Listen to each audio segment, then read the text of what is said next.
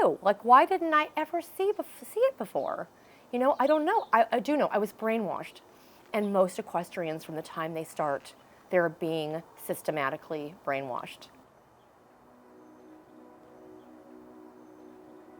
When we're talking about ethical equestrianism, it's not just about not using items that are forceful or hurt the horse. You can whip the horse, it doesn't feel it. First of all, what kind of common sense is that? If it doesn't feel it, then why would you whip it? What good would that do? It's not just about getting rid of the whip, getting rid of the bit, getting rid of the spurs, getting rid of the flash noseband that ties the mouth shut, or the draw reins or side reins that crank the head in. Yeah, we want to get rid of all of that. About 10 years ago, my passion became trying to make everybody aware that the bit that we put in the horse's mouth, for anybody that doesn't know what a bit is, we'll tell them it's the metal contraption that goes inside the horse's mouth. Trainers, equestrians, people that have the experiences that are teaching, mostly 85 to 90% of them will tell you that a horse has to be ridden with a bit. A horse does not have to be ridden with a bit. A horse was absolutely happy to do the same things it would do for you bitless. If you're riding a horse correctly, off of your seat, your weight, your voice, your intention, your body aids, you don't need the bit. If you're actually using the bit to do your riding, you have been taught the wrong thing and you've wasted your money and you've wasted a lot of time, because that's not how you ride a horse. When you realize how shaky your foundation is and it's been built on lies, you one day just go, you know what? Okay, fine. I learned a certain way, but now I see that it can be done a different way. Why would I want to cling on to all that old stuff? Why? And unfortunately, in this day and age, many horses are in pain because they're kept in an unnatural way. People who are leaning towards, we don't even think about ethics, find no reason why they can't keep their horse for 22 hours out of the day in a 10 by 10 enclosure or a 12 by 12 indoor stall, with only the view of like a cinder block wall or maybe other horses on the other side. That's it. No room to move their bodies, nothing.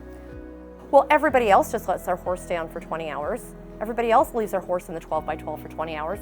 That horse is okay. Oh, look, that horse is 30 years old. It must be okay. It's not okay. It's not okay. It leads to all sorts of different issues. And if it's not showing up in the horse physically, it is already and has been showing up in the horse emotionally, psychically, mentally. You just don't see it. You're just not looking at it. You don't want to see it. I couldn't do it the old way. And not one day longer. Not one day longer feeling as though the horses were paying the price for it. There's an old saying, my barn, my rules. And we practice that here. But my rules, thankfully, are fun for everybody.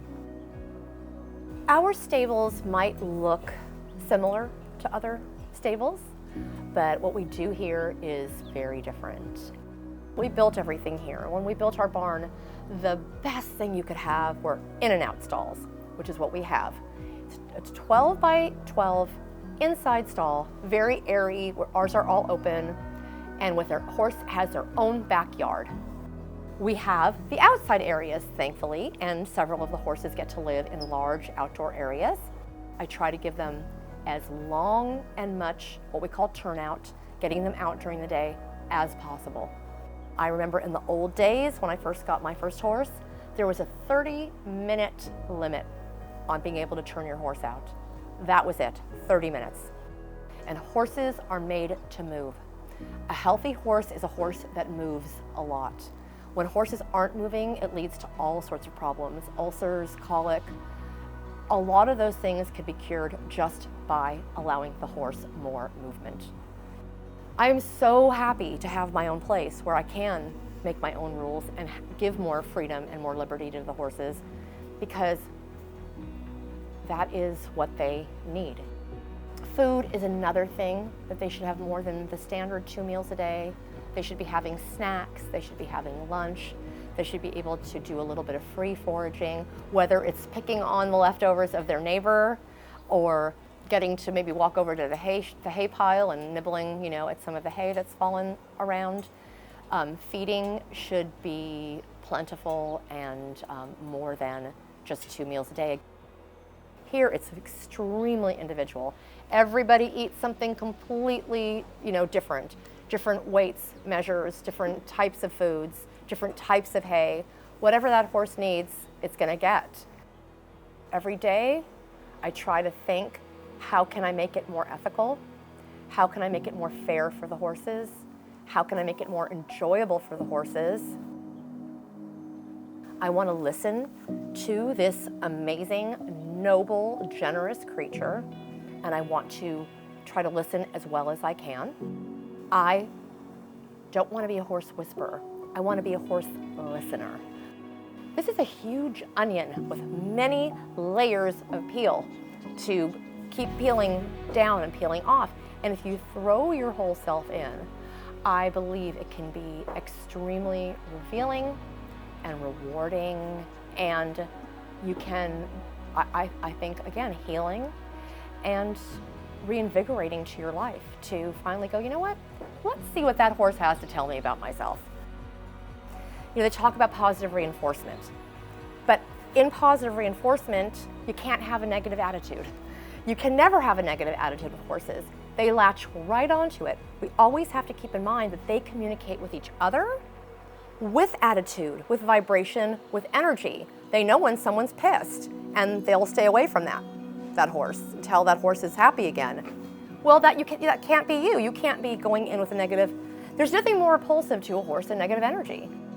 It's all about ditching the bossy, I'm the leader, you're the follower attitude. I'm the boss, I say what goes. It's all about equalizing on making a nice level playing field for both the horse and the human, and making a partnership, making a friendship. Why don't we let them do what they do best and teach us about love and about compassion and about understanding each other and about allowing in general, just allowing, not forcing things to happen and having to always meet your agenda, working in harmony with others to get to a common goal, to get to a common interest. No matter what other really unfortunate thing is going on in my life, the horses and the world of the horses always makes me feel better.